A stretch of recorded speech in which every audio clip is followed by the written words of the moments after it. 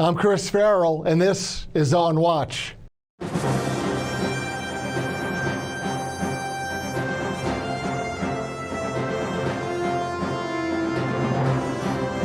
Welcome to On Watch, everybody, the Judicial Watch podcast, where we go behind the headlines to cover news and information that the legacy media really doesn't want you to know about. We try to recover some lost history and explain the inexplicable. Today, we're going to interview Kathy Sanders, the author of Shadows of Conspiracy, a fantastic book about the Oklahoma City bombing, and get her experience, her background, her investigation into the Oklahoma City bombing, now 30 years in our history, but still with many unanswered questions. So let's welcome to our show, Kathy Sanders. Welcome to On Watch, Kathy. Thank you, Chris. It's really great to be here. Listen, I've read your book cover to cover, every single word. It's fantastic. It's your story, but it's also the broader story of the Oklahoma City bombing tragedy. It's an investigative story. It's a very heartfelt story because you lost your two baby grandsons in that bombing, something that I'm sure is with you every day of your life. But you weren't a victim. You went out and got to work and did your own investigation, and you provide some great, not just evidence, but also some context and understanding for what happened. And then you raise some important questions about the bombing itself. So we're 30 years down the road. Your book, I think, is a fantastic blend of personal memoir, history, and then sort of a little speculation, and you freely admit that you're trying to guess at what may or may not have happened. I'm guessing that your grandsons played a big role in the inspiration for this book. But what really got you to publish it at the 30th anniversary? Well, I've been investigating the bombing for 30 years. You know, shortly after the bombing, and we had buried the babies, and they lived in my home. They were more than grandchildren. I had a dinner at my home, and I learned that the bomb squad had been downtown before the bomb went off. And I found that incredible. I just couldn't believe it. How could they have been there? My husband went down. And this is the ATF bomb squad that was This is the city bomb squad. The city bomb squad. But the city ATF, bomb squad. There's an issue about the ATF being in the building that day also. Yes, there was an issue about that. I got a picture of ATF from the AP, and there was Luke Franey stranded on the 9th floor. He's holding this silver lockbox out there. When we asked him what was in the lockbox, he told me he couldn't tell me, that he wasn't able to tell me. Well, then an FBI agent, ex-FBI agent that I was working with for 2020, I got him to take Luke to lunch, and he asked Luke, you know, what was in that box that you're carrying on in that picture? And Luke says, oh, it's $160 worth of my children's savings bonds. So at first he couldn't tell us, and then he tells Hal Francis that it's the savings bonds. That story didn't add up. No, it doesn't. No. And there were two agents they claimed were trapped in the elevators, but the elevator company that serviced the elevator and was there right on the scene said the agents said they free fell from the 9th floor down, and the elevator company says that couldn't have happened. It would be like jumping off a 9th floor building, and you would have I want to touch on that point in particular because I was reading your book on page 89. It's chapter 15. It talks about on May 24th, 35 days after the bombing, you had been critical about the reaction and the response of law enforcement to the bombing itself. You had raised some questions in the press about whether the ATF had been in the building that day, and it made people very nervous, very uncomfortable that you were asking unpleasant questions. And in your book, you note that all of a sudden, appearing on your front doorstep is U.S. Attorney Pat Ryan, and then two ATF agents, Luke Franey and Alex McCauley.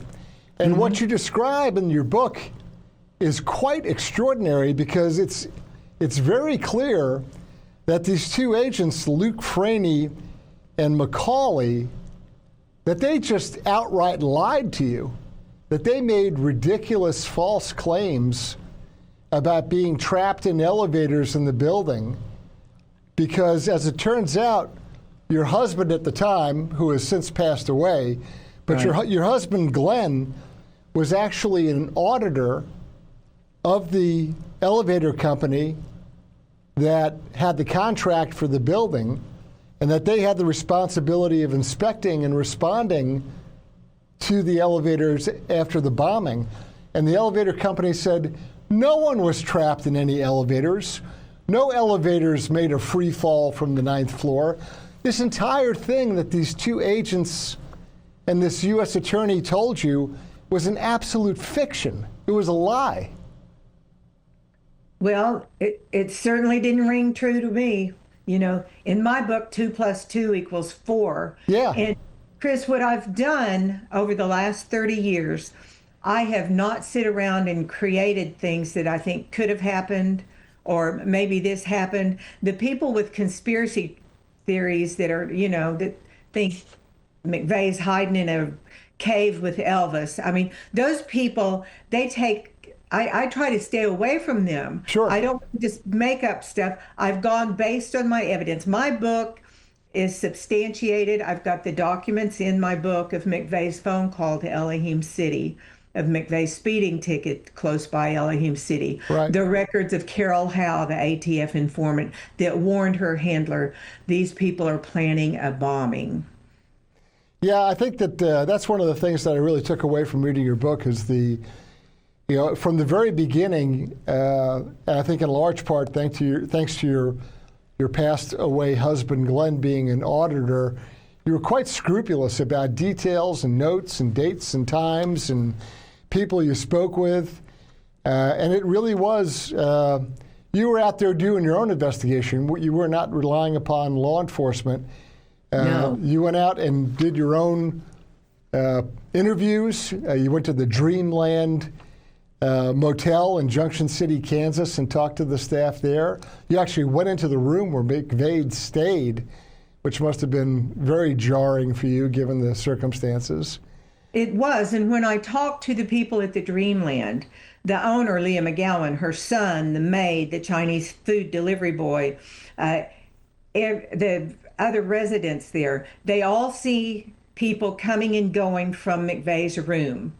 I want to know who those people were. They were never identified by the FBI, and McVeigh drove from the Dreamland with the bomb in the truck to the front door of the Murrah building and blew it up. So I think that was very important who those men were, and they were never identified. And I found that troubling. And I think it's also quite curious that evidently the FBI never dusted that room for prints or ran any of the fingerprints or attempted to identify the other people who were going in and out of that room for a couple of days that eyewitnesses said they saw, they heard. Yeah, that's right. And what about the fingerprints from McVeigh's car? Right. I watched as FBI agent Lewis Hupp testified under oath. He got 20-some latent fingerprints from McVeigh's car. The defense attorney said, well, did you run them for a match? And he very sheepishly said, no, sir, I did not. And the attorney said, well, why in the world wouldn't you? And Agent Hupp said, well, I'm sorry, but I was told by my superiors it wasn't cost effective. And yet the federal government spent 20-some million prosecuting McVeigh and Nichols to make sure they got a fair trial. But they couldn't afford to run the fingerprints. That just doesn't add up. There's two other topics I want to touch on. One is there's something like, it depends on who you listen to, 22 or 24 persons who are on the record, on the record, you know, under oath in statements or declarations, saying that they saw another man with McVeigh, the so-called John Doe number 2. Can you explain to our viewers and our listeners about the significance of John Doe number 2? Well, yes, I can. As you said, there was 20-some eyewitnesses that saw McVeigh downtown the morning of the bombing. Not one eyewitness saw McVeigh alone. The prosecution didn't call any of the eyewitnesses that saw McVeigh downtown that morning because they had a problem. If they did, they had to bring in the second person. And I don't know who the second person was. I speculate, but there absolutely was a John Doe number two. They described the same dark-skinned man with the tattoo on his shoulder and the cap with the flames on the side. One of them even picked McVeigh out of a lineup. There's something amiss here. Yeah, it's another one of these unanswered questions, and you've poured 30 years of your life into answering it without success or result that you can hang your hat on. You've been very brave. Not only did you go into a kind of skinhead, white nationalist camp to interview people that were associated with McVeigh, but you also talked to informants, you approached government officials, people like the retired FBI agent Coulson. You laid out the story as you understood it. You tried to get direct answers from people that you thought were knowledgeable. That's pretty brave stuff. That's you're operating alone in large part doing this. What drove you to be so brave and to take such strong action investigatively? Well, after the bombing, I felt I owed it to my grandsons, Chase and Colton, who were 2 and 3 years old. Then I watched my husband. He was so angry and mad. He was mad at McVeigh for blowing up the building. He was mad at the government. He didn't believe we had been given the truth. He was even mad at God for not answering our prayers.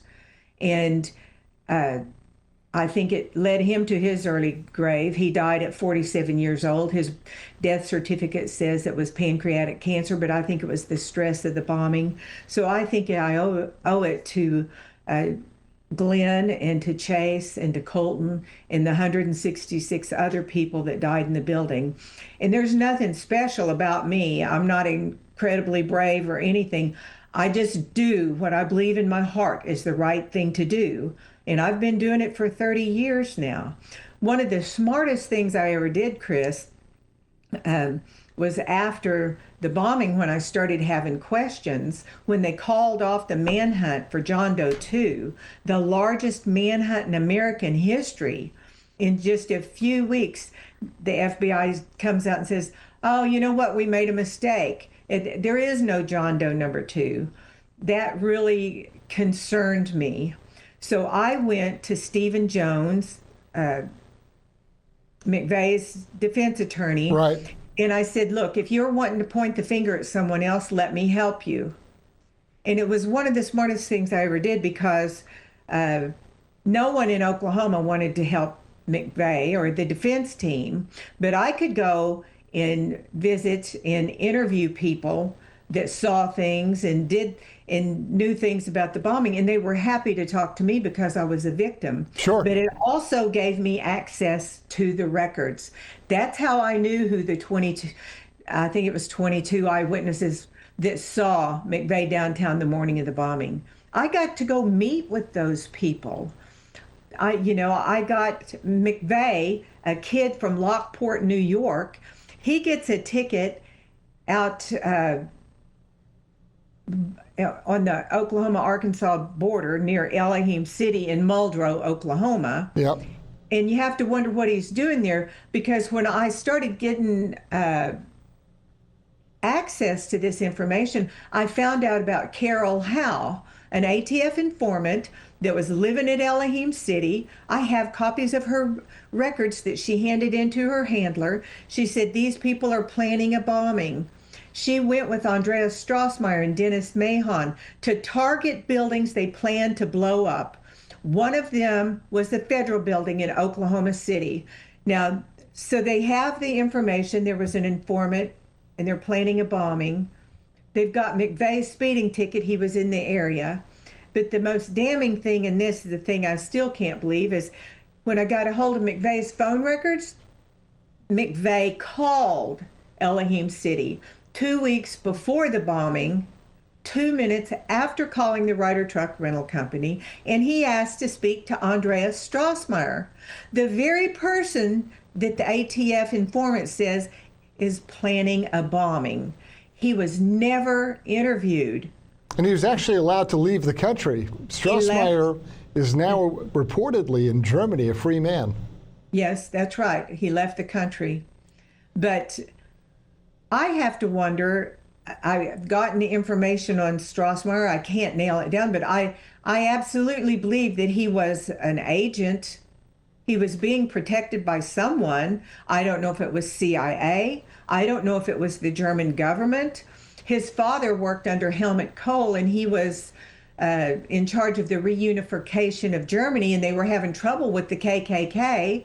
You know, Dennis Mahon, who was with him on these trips to scout out buildings, he had been in Germany, and he was inciting the KKK. So I don't know, was Strassmeyer working for his father? I don't know, but he was definitely being protected because it's quite a web of characters. Yes. In passing, you've mentioned Elohim City, you've mentioned Strassmeyer, another woman named Carol Howe, who was an informant to the ATF. Somehow the ATF plays in this story a couple of different ways, and That's right. And you know, they are now, I guess, infamous, really, their history with respect to whether it's, you know, Ruby Ridge and Waco and the Branch Davidians. And there's a series of controversies and instances where the ATF got itself in trouble, either launching raids or trying to run double agents. Most recently, of course, they shot and killed the executive director of the Little Rock Airport on a raid of his home. Another case, in my opinion, where they went overboard. They could have just swung by the airport at lunchtime and picked the guy up as he went out to lunch. But they raided this guy's home at 6 o'clock in the morning and shot him dead. So it's a very controversial agency with a very sordid past. They've got this human source working for them, feeding them information about bomb plots. It's a very murky kind of backdrop to the actual bombing itself on April 19th, 1995. But you've gone and contacted and researched and met with these people. Like you said, there are probably some people that say, what in the world are you doing meeting with all these bad guys? Are you trying to help them? And you actually were doing the opposite. You were trying to get more information in order to be able to interview people to get additional facts. Is that correct?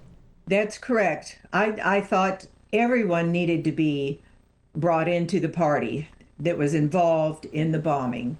Even at Terry Nichols' trial, you know, they were wanting to get him the death penalty, but when his trial was, the judge declared the jury hung at the sentencing phase.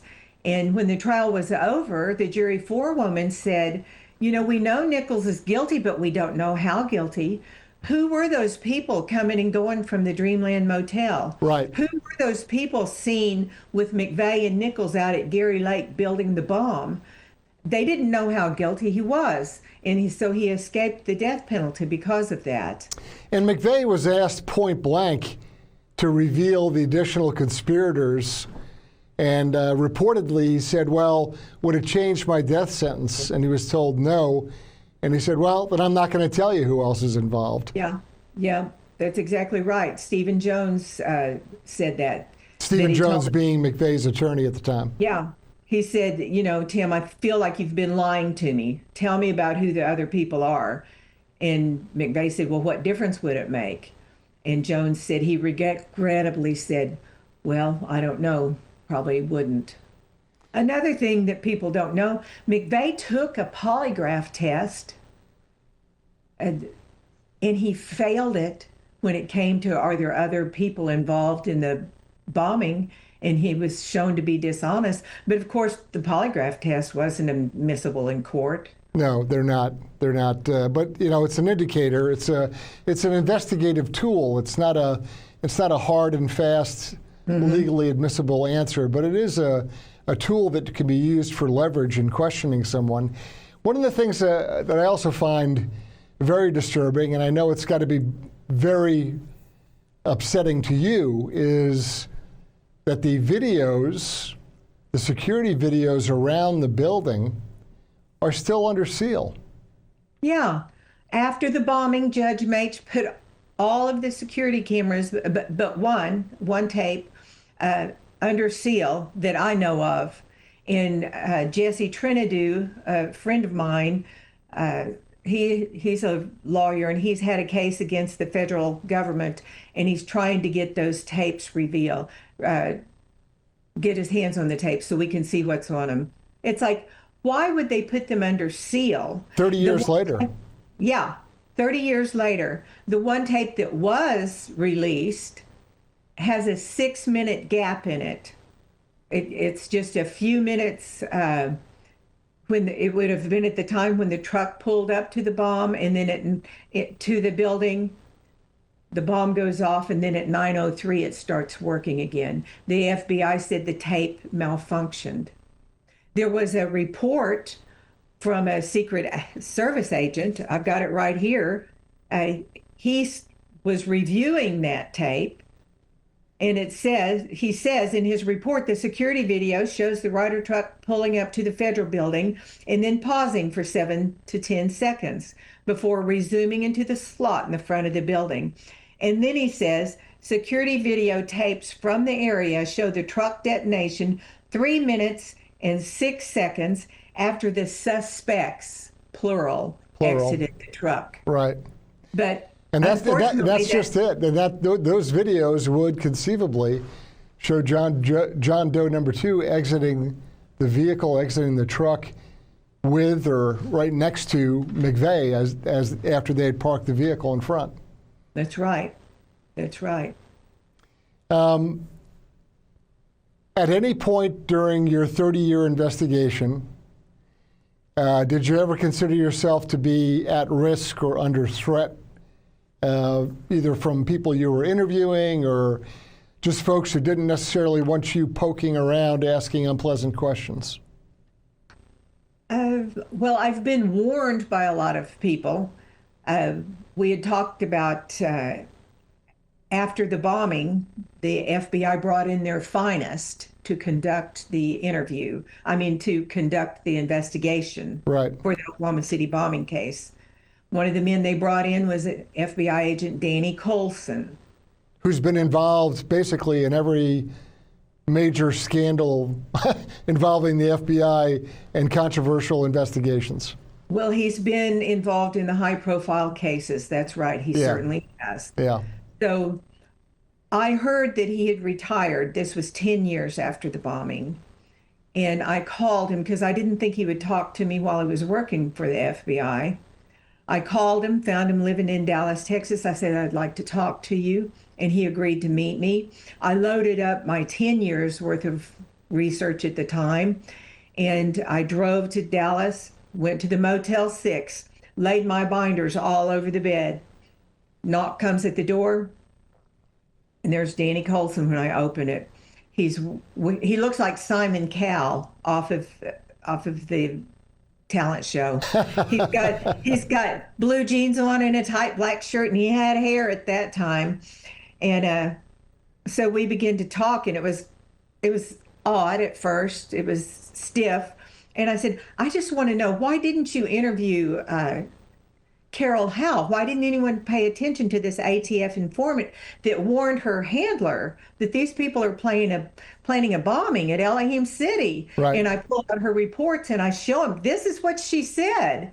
And he's looking, and then I pull out the information on Strassmeyer.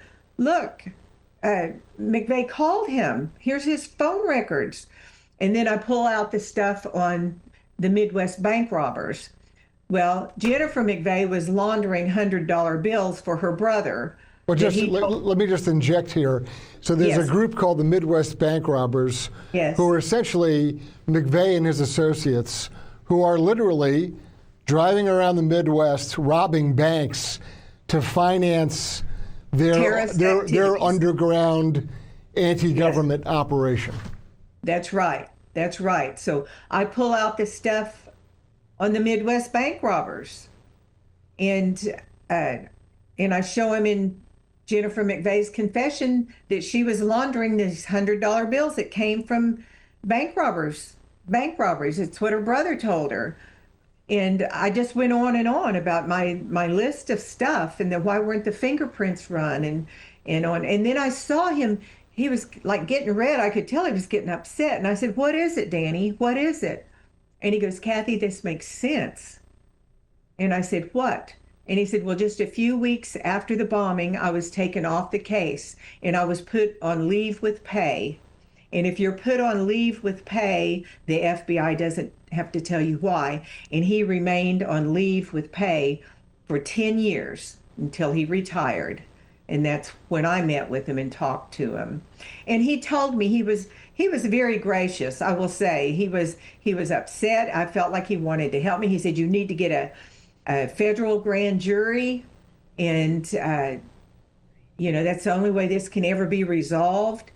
But the FBI got to Terry Nichols before then, when they approached him about it. I didn't have a chance to talk to Terry or to warn him about it, and he didn't trust him, so he wouldn't be a part of the federal grand jury. But Danny Colson told me when I left, when he left, he looked at me, he said, "Kathy, aren't you scared?" And I said, "Well, I don't know. Who should I be scared of?" Good question. Exactly right. Who should you be scared of, yeah, Mr. Colson? He said, "The people that you could get prosecuted and possibly put to death." And I said, "No, I don't have that much sense. I'm just doing what I believe is the right thing to do." And, Chris, I do think there's a lot of good agents. I'm all for the government. I want things to go smoothly. But I think after what happened at Ruby Ridge and after what happened at Waco, I think I learned the ATF had been downtown the night before the bombing. And I think the information they had was the building was going to be blown up in the wee hours of the morning with no one in it. And then I think when no one came to blow it up, things got changed at the last minute. When no one came to blow it up is when they called in the bomb squad. I think in my heart of hearts, I believe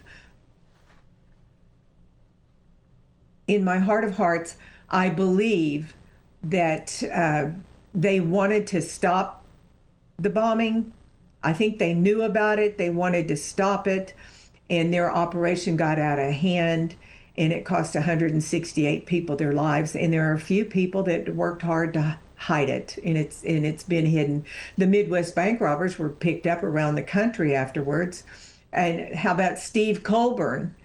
He's the biochemist that was living in the desert in Kingman, Arizona. Right. And at the trials, both the prosecution and the defense agreed that it was McVeigh's note that he left on a utility pole out by the cave that Colburn was living in. And it was a call to action.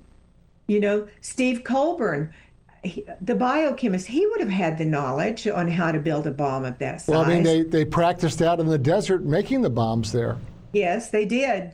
They did. So all I know is the truth that what we've been told has not been the truth. And I think my book is much closer to the truth than what most people know. And it would change American history if the Oklahoma City bombing was in history books, which it is not. Yeah, it's been erased, unfortunately. I was discussing earlier, I mentioned before we went on camera that a very fine reporter by the name of Ken Silva, we did a show with him recently, and we were discussing sort of these unresolved cases, right? These cases where there's been some horrific act of terrorism or some great mystery around some act of violence. There's been an official story, and then it kind of dead ends, and it doesn't really make sense. We're left with a feeling that somehow we're missing a piece of the puzzle. It's not entirely correct or right. And I mean, that's one of the things that I love about your book is that in the book itself, Shadows of Conspiracy, You lay out your personal experience and how it affected you, obviously with your grandsons being brutally killed that morning. But it's not just that. You take it and you do the investigative work. And then towards the end of the book, you offer some hypotheticals or some assumptions. And you say, hey, look, I can't be sure, but this could be, and this seems to be a reasonable way to explain what really happened. Mm-hmm. And I think that's a very important part of the puzzle, because you've had 30 years of perspective. You've talked to a lot of the players. You've been on the ground. You know the situation and circumstances. And so what you offer as a possible solution, I think, is actually quite reasonable. But I want to touch on Danny Colson again, just briefly. When Danny Colson, when you met with him, of course, you know, once he retired, he wrote a book. I think it's something like No Heroes, I think is the title of the book. That's his book, yes. Mm-hmm. And he sort of explains his experience in the FBI. He was involved essentially in every controversial case the FBI ran, like in the 1990s. Is that an accurate statement? I would say he was a high-profile agent and worked on those cases, yes. So Ruby Ridge, Oklahoma, Waco, and then Oklahoma City. All three of those were cases that he had some involvement in. Yeah, and I think on Waco, when he was called in there, it was to try to clean up the ATF mess. I don't know. I personally believe Danny's a stand-up guy. But nonetheless, a central figure in three extraordinarily controversial cases. That's right. High profile. Mm-hmm. Absolutely. One additional thing I want to talk to you about is you had really, I think, an amazing relationship with Terry Nichols. Can you talk about, I mean, that took a certain amount of, I guess, forgiveness on your part, courage. There's a lot of people that I think in the moment would have been very critical of you making contact, but you did, and you did it in an effort to arrive at the truth. And that's, I think, what's so admirable about what you did. Can you talk about that? I'd be happy to. You see, I did an article with 2020, did a piece for 2020, and it brought up all the questions that I had. My local friends in Oklahoma City, people that had been lost loved ones in the bombing, they banded against me after they saw that, and they went on local TV and they said, you know, she needs to shut up. She's going to get Nichols and McVeigh off. So when my husband died, I went to Terry Nichols' trial, and I didn't feel very welcomed by those people because I'd seen the interview. They were mad at me, and I didn't want to hurt anybody. I was just doing what was right for me. And so the judge called a recess. I went out in the hall, and there's this little lady standing over by herself with a long brown coat on, and she kind of looked like Aunt Bee off the Andy Griffith Show. And I walked over to her because I realized that was Terry Nichols' mother. And people were talking about her, but not to her. And I'm thinking, God, how horrible that would be to have your son do something so horrible. Right. And I went over to her and I began to introduce myself, and she began to cry. And she said, I know who you are. I've seen you on TV. And Chris, I just put my arms around her and I said, well, I want you to know how sorry I am for your family. Yeah, I mean, I'm sure she didn't raise her son hoping he'd be involved in a bomb plot. No, you know, it's not at all. The worst nightmare. Not at all. So I became friends with her, and I sat with her in the courtroom. I sat with the Nichols family, not with the bombing families, and that probably didn't go over too well either. But it wasn't long before Terry Nichols, the bomber, became my friend Joyce's son. And so when the trial was over, I went back home and I went to my mailbox and I pulled out a letter, and there's a letter from Terry Nichols. And I'm thinking, God, what does he want? I'm not looking for a pen pal. And if I was, it wouldn't be with the Oklahoma City bomber. Right. And then I get to thinking, well, who's going to know more about the bombing than the bomber? And I was willing to dance with the devil to get to the truth. So I began I wrote back to him, and then he wrote back to me, and they moved him out of federal custody and brought him back to Oklahoma, where he sat in the county jail for 2 years awaiting a state trial.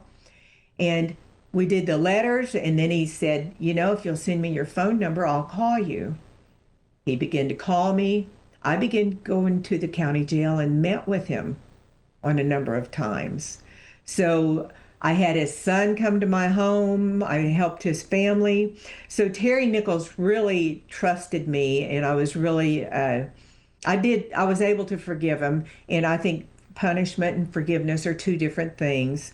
Was there ever a breakthrough with him where you thought that, okay, I'm finally going to get a chunk, maybe not all of it, but I'm going to get a chunk of the truth from him? Yes, he told me that when his trials were over and he was no longer under the threat of a death sentence, he would tell me everything. So the trials are over. 60 Minutes wanted to do an interview with Terry Nichols, just like they had done with Timothy McVeigh. Well, Terry agreed to do the interview with him, but only on one condition. He didn't want Ed Bradley to interview him. He wanted me to interview him. He thought Ed Bradley might put him in a bad light. So I was going to go in. 60 Minutes was going to do something they'd never done before in the history of the show. I was going to go in and interview Nichols there at Florence, Colorado, the maximum security. Right. And then I would come out and Ed Bradley would interview me. Well, we fought, 60 Minutes and I, with the prison for 1.5 years. And I met the criteria as a correspondent for Terry Nichols to do that interview, but they wouldn't allow the interview to take place.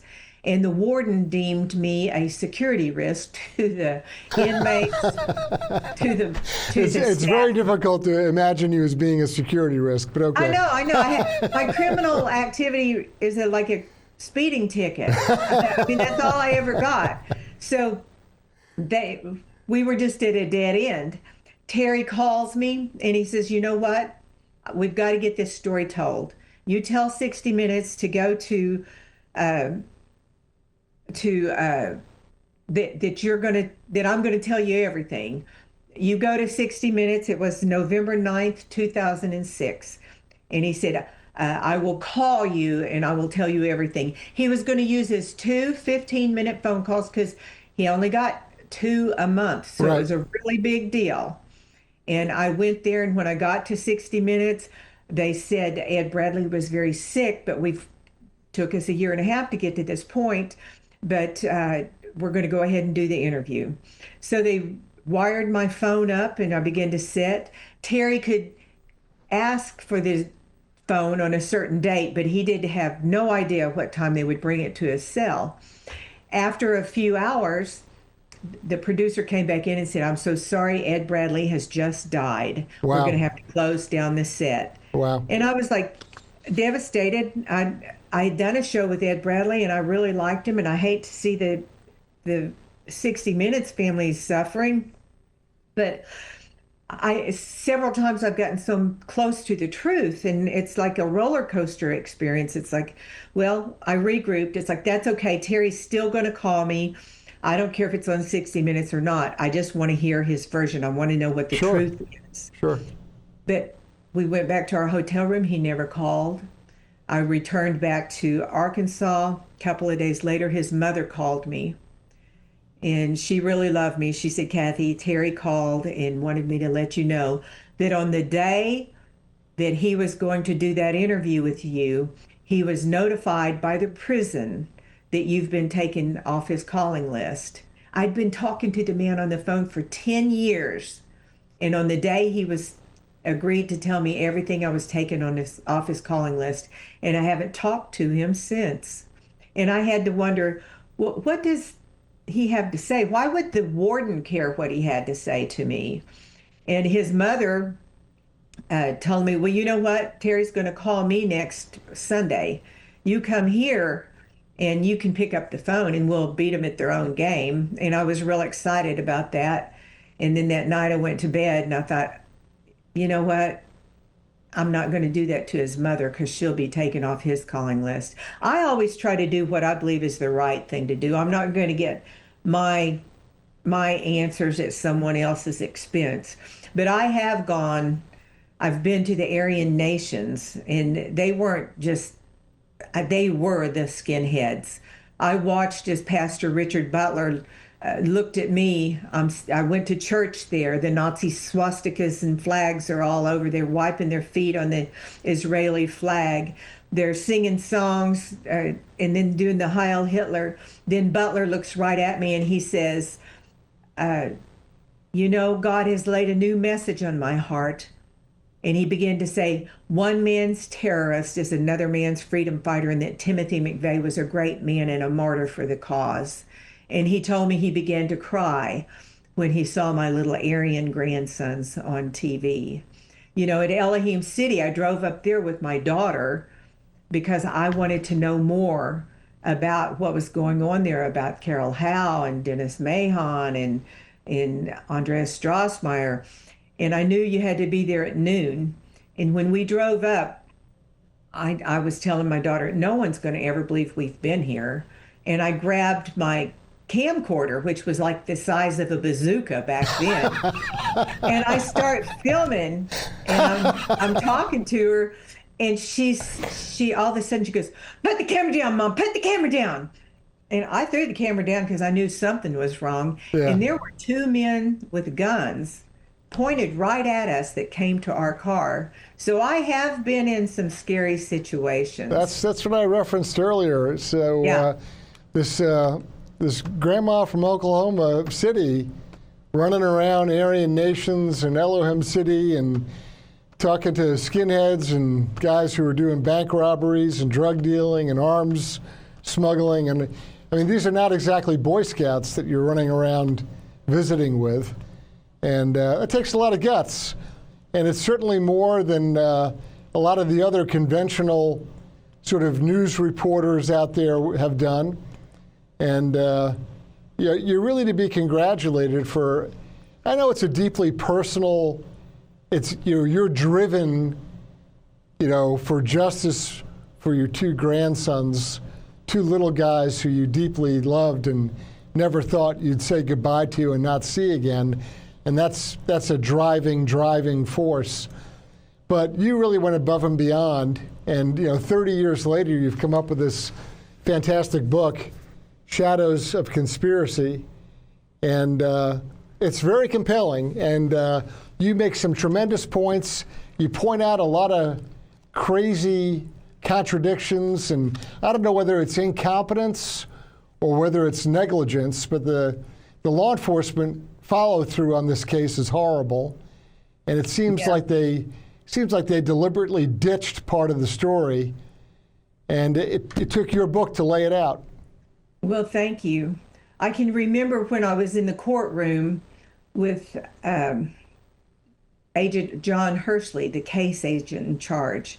The court was recessed, and I'm sitting there on that bench with Agent Hershey, and he's got his arm around me and patting me on the shoulder, and I'm saying, why aren't you going after these other people?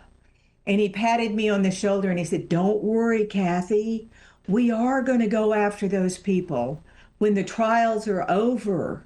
We just don't want to give the court any ammunition to muddy the waters. When we get McVeigh and Nichols prosecuted, we're going after the others. And that never happened, and I've kept going.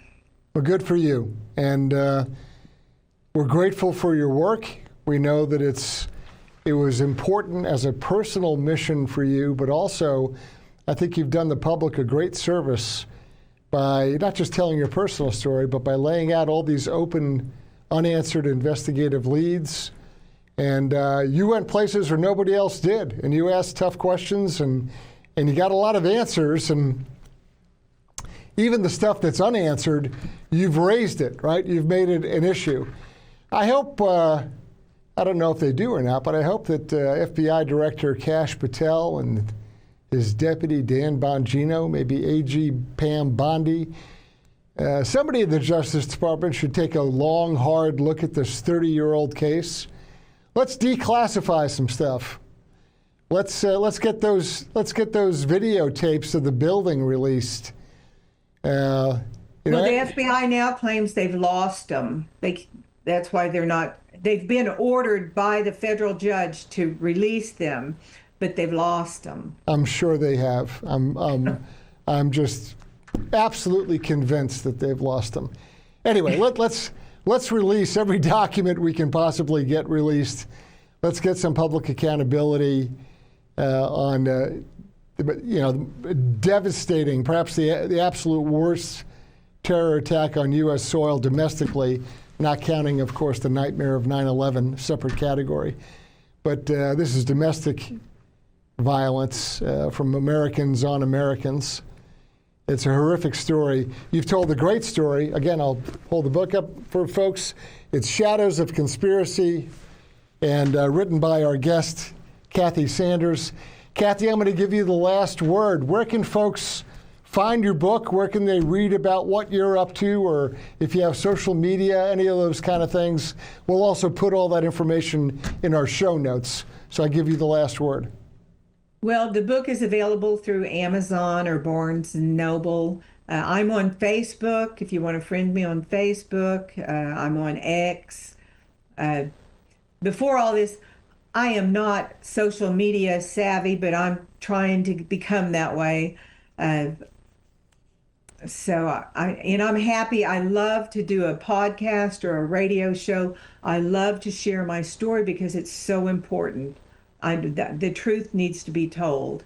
Kathy, thank you so much for joining us today. Again, the book is Shadows of Conspiracy, Kathy Sanders. Very compelling, very interesting, and it's a great introduction for people who don't know very much about it, and it's a great refresher for people that do know a lot about it, but really want to review some of the unanswered questions. You've done a great public service. Thank you for joining us on Watch. Well, thank you so much for having me. I appreciate it. I'm Chris Farrell on Watch.